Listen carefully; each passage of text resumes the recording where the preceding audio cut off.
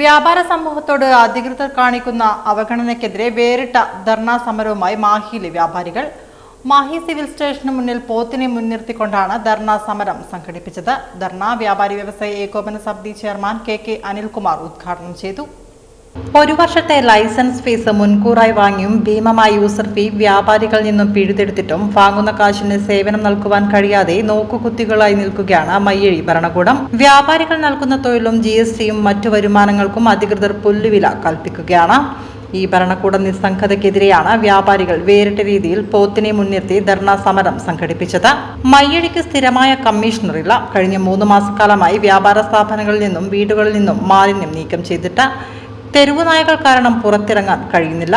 ഈ പ്രശ്നങ്ങൾക്കെല്ലാം സർക്കാരിന്റെ ഭാഗത്തു നിന്ന് നടപടികൾ ഉണ്ടായിട്ടില്ലെങ്കിൽ വ്യാപാര സ്ഥാപനങ്ങളിലുള്ള മാലിന്യങ്ങൾ മുനിസിപ്പാലിറ്റി കോമ്പൗണ്ടിൽ നിക്ഷേപിക്കുന്നതും യൂസർ ഫീ ബഹിഷ്കരണം ഉൾപ്പെടെയുള്ള സമര പരിപാടികളുമായി മുന്നോട്ട് പോകുമെന്ന് വ്യാപാരി വ്യവസായ ഏകോപന സമിതി നേതാക്കൾ പറഞ്ഞു.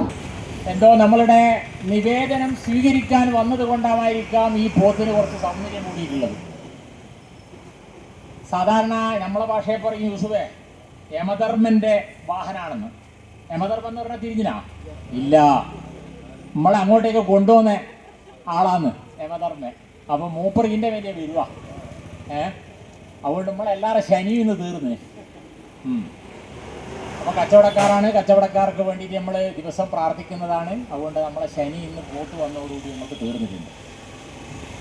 എന്നാലും വളരെ മോശമായൊരവസ്ഥയിലേക്കാണ് നമ്മുടെ രാജ്യം പോയിക്കൊണ്ടിരിക്കുന്നത്.